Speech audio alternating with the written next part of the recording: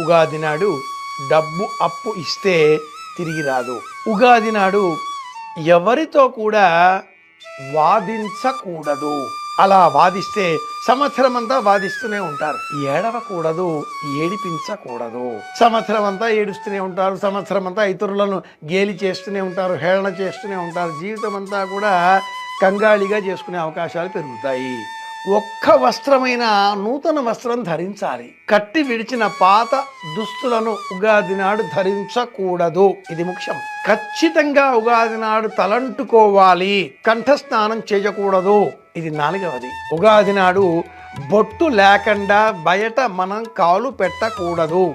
నుదుట బొట్టు లేకుండా గడప దాటి బయట కాలు పెడితే వాహన ప్రమాదాలు వచ్చే అవకాశాలు పెరుగుతాయి. 5వది అతి ముఖ్యమైనది, ఎవరికి ఉగాది నాడు లేదు అనకూడదు. మన వద్ద లేదనుకుందాం, ఆ వస్తువు ప్రస్తుతం ఎక్కడ పెట్టానో ఏమిటో వెతకాలండి.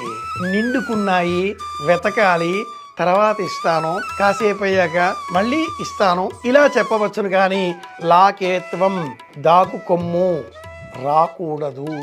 ఇది శాస్త్రం. ఉగాది నాడు డబ్బు అప్పు ఇస్తే